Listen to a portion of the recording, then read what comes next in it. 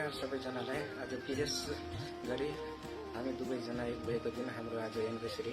सबैजनाले एउटा लाइक र कमेन्ट बक्समा ह्याप्पी एनिभर्सरी भनेर कमेन्ट गरिदिनु होला। अनि बुढी के गर्नु, बाध्यताले पढाइको देशमा बाध्य, तर अर्को साल सँगै एनिभर्सरी बनाउला भन्ने आशा गरेको छौँ। एउटा गीत भन्नु छ, सुने है। ए हाँसिरहे खुसी रहे राम्रो काम गरी आइगयो बिहा गरे दिन ह्याप्पी एनिभर्सरी। ए 3 वर्ष कसरी गया केही पत्तै भएन, कठै मेरी प्यारी बुढी म घर भएन। ए जन रोए मेरी प्यारी सालगिरह बनाउला, सौकोरिन फाइनल हुँदै अर्को साल रमाउला। ए 3 वर्ष पुरा भई 4 वर्ष लागि गया, कठै मेरी प्यारी बुढी म परदेश रहि गया।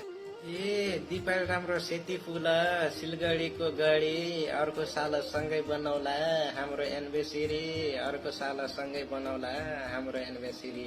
केही चिन्ता जिल्लेदेखि अग्लो साल सँगै बनाउला anniversary. I miss you my dear partner.